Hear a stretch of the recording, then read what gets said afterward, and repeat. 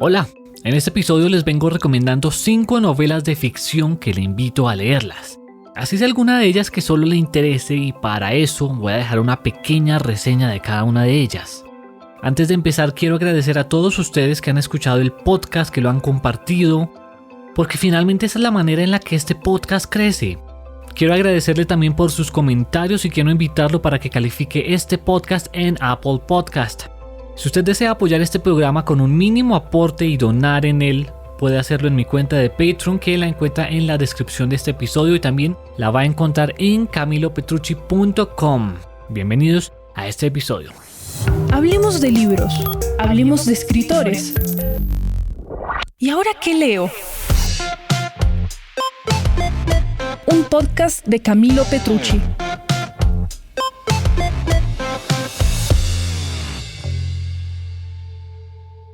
El primer recomendado en este episodio es The Hunger Games de Susan Collins. En español de pronto lo conocen como Los Juegos del Hambre. Seamos sinceros, la mayoría de nosotros hemos visto así sea una película de Los Juegos del Hambre. Pero asimismo yo sé que muchos de ustedes no saben que estas películas se basan en una serie de libros. The Hunger Games es una novela distópica para adultos jóvenes escrita por Susan Collins, y el libro se desarrolla en un futuro lejano, tipo postapocalíptico, en una ciudad llamada Panem, un lugar ubicado en América del Norte que consta de 12 distritos en diferentes estados de pobreza.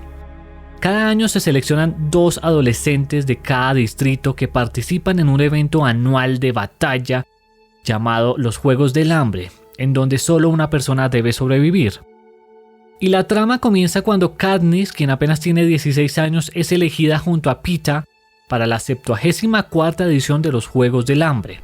Now, the time has come for us to select one courageous young man and woman for the honor of representing District 12 in the 74th Annual Hunger Games. Primrose Everdeen. Prim!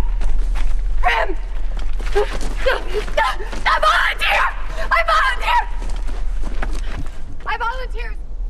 What's your name? Katniss Everdeen. Well, I bet my hat that was your sister, wasn't it? Yes. And now, for the boys. Peeta Mellark. Eso es lo que sucede en el primer libro. Ya en los otros 2 vemos son los futuros acontecimientos dentro del Capitolio y los demás distritos. Originalmente la historia se componía como una trilogía donde encontrábamos The Hunger Games, Catching Fire y Mockingjay. Pero resulta que se confirmó en pleno 2020 que va a existir una 4ª entrega. No será una continuación, pero sí será un spin-off, una precuela de todo lo que sucedió antes de toda esta historia, de por lo menos estos 3 libros.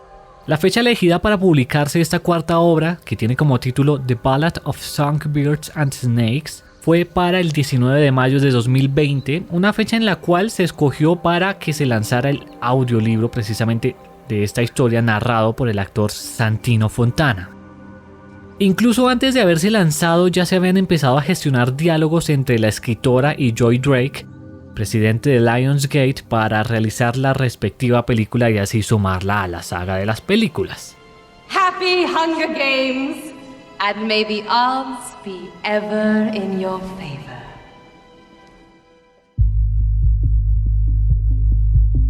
Otro libro que recomiendo mucho es Fahrenheit 451 de Ray Bradbury. Este libro se ha convertido en una mención de honor y un clásico del género de ficción.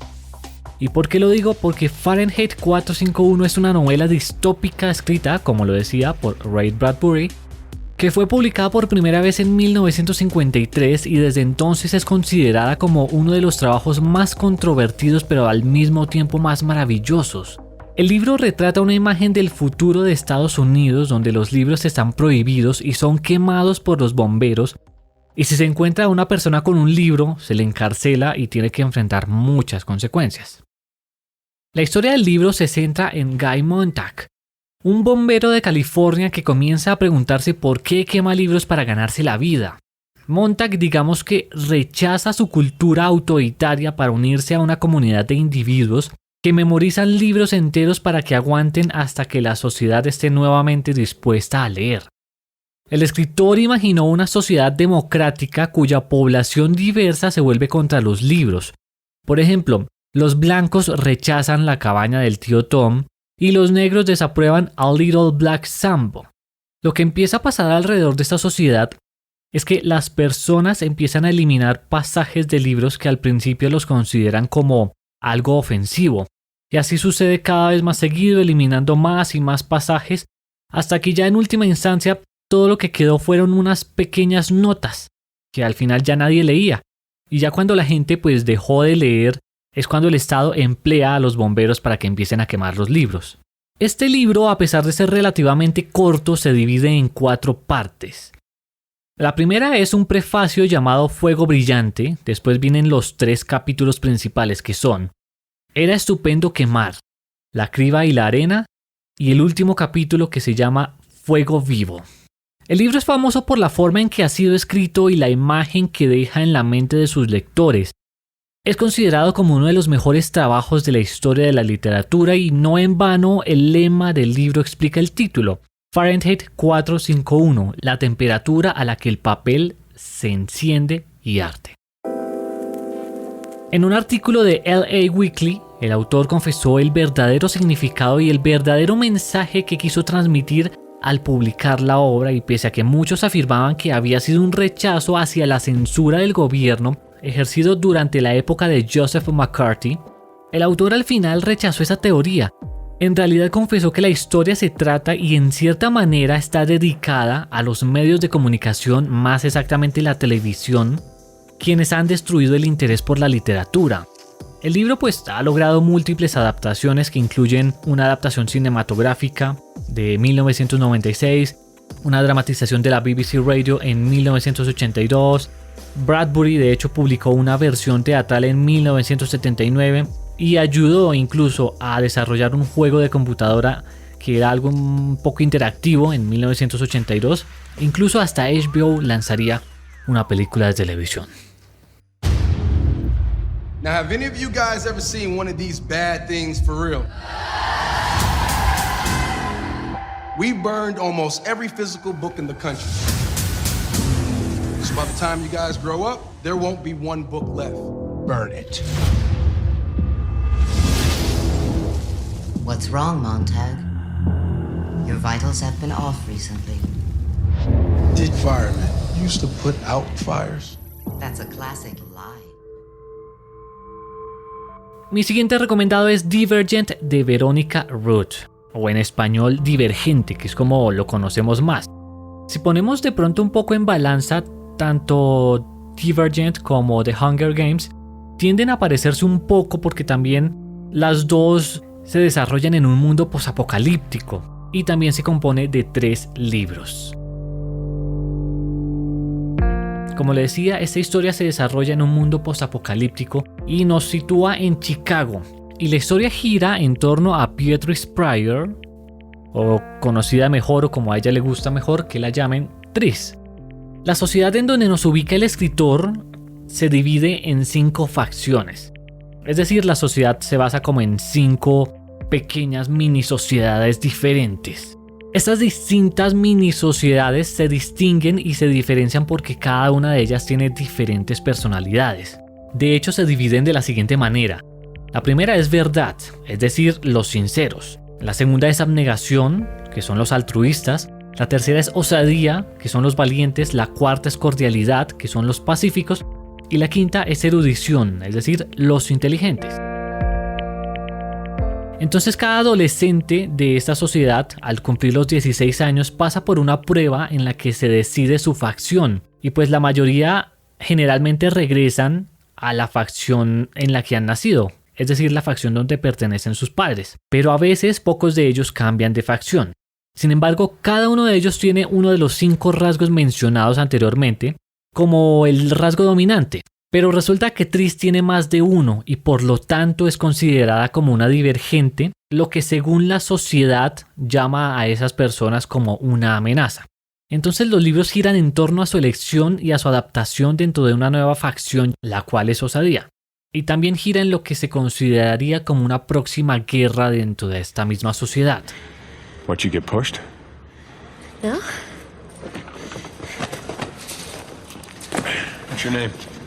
It's... Is that a hard one? You can pick a new one if you want, but make it good. You don't get to pick again.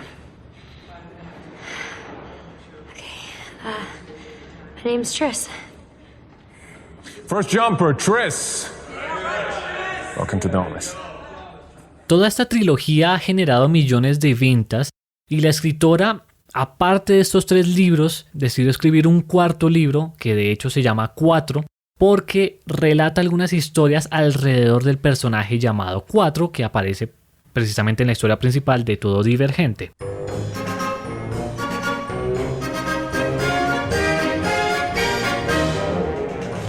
Mi 4º libro en esta ocasión, en este episodio para recomendar, es Night Cyrus de Erin Morgenstern. En español se le conoce como El Circo de la Noche y puede que su nombre a simple escucha sea un poco lúgubre, un poco oscuro, pero en realidad no es tanto así. O sea, no vayan a creer que es un primo menor de It y que su historia es en el mismo plano de Pennywise. Yes, meet Georgie. Georgie, meet Pennywise. En realidad este libro tiene un tono más de fantasía, a diferencia de los anteriores que he mencionado, y es así porque su trama fluye más en un río de literatura fantástica, porque el Circo de la Noche solo aparece de manera sorpresiva y sin avisar, y así como aparece, así mismo se va.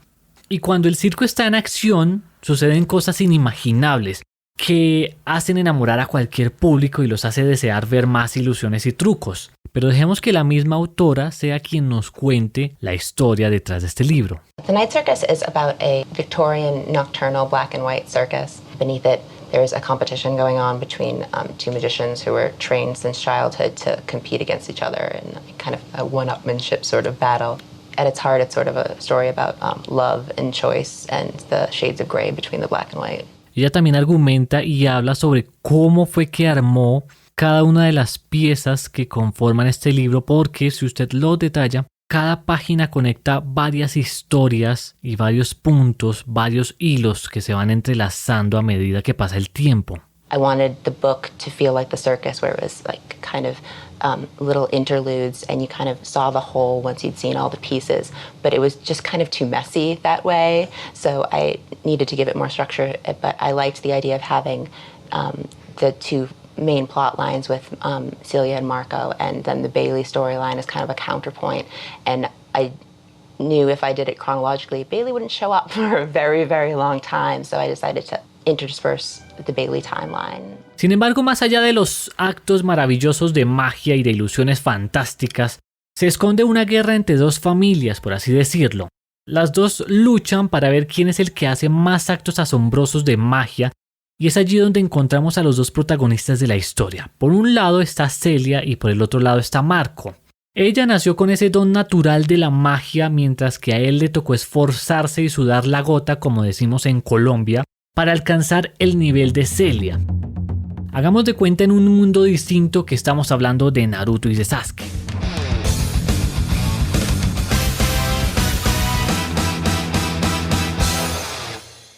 El Circo de la Noche juega con emociones de amor, ira, tristeza, la pérdida de seres queridos, la emoción y la felicidad en las cosas pequeñas, los trucos de magia, y lo más notorio en el libro es la guerra a ciegas de la que todos formamos parte, es decir, la naturaleza competitiva del ser humano.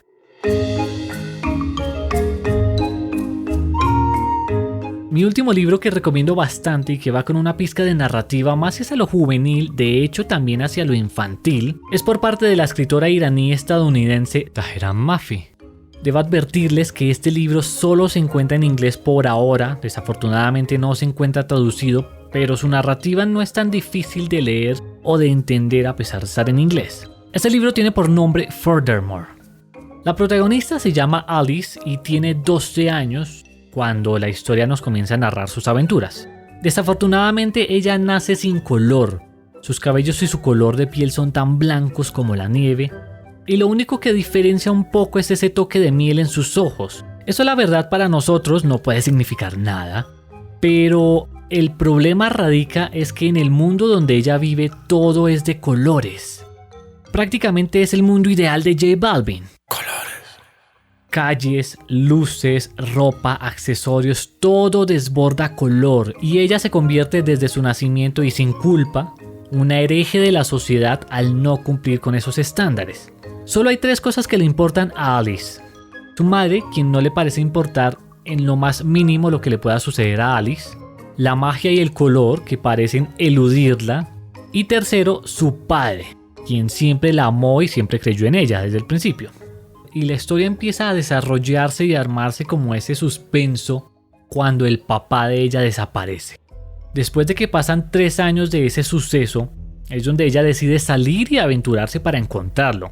Es tan fuerte el amor de ella por su padre que es capaz de aventurarse sola contra el mundo a pesar de cualquier cosa que pueda sucederle, tan solo para encontrarlo y verlo nuevamente. El problema radica en que encontrar a su padre pues obviamente no va a ser una tarea fácil. Y durante esta travesía tendrá que viajar a través de la tierra mítica y peligrosa de Foddermar. Y es un mundo completamente distinto donde abajo puede ser arriba, donde el papel puede estar vivo, donde la izquierda puede ser la derecha, donde las cosas buenas o donde las cosas que uno planea que van a salir bien pues salen todo mal. Su único compañero de viaje es un niño llamado Oliver, cuya habilidad mágica se basa en mentiras y en engaños. Y en cierta manera vemos que este personaje trata de aprovecharse de Alice, pero al fin y al cabo es alguien que le empieza a ayudar a Alice también porque él necesita también encontrar al padre de ella. Alice, en su búsqueda de su padre, en realidad lo que ella comienza a hacer primero es encontrarse a sí misma y empieza a aferrarse a la magia del amor frente a la pérdida.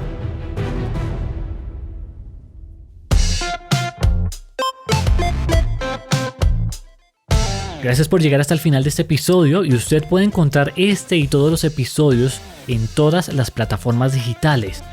Lo invito a suscribirse desde su plataforma favorita para escuchar podcast y si le gustó este episodio, lo invito a compartirlo para que podamos llegar a muchas más personas. También usted puede dejarme sus comentarios y puede seguirme en Instagram donde me encuentra como @camipetrucci.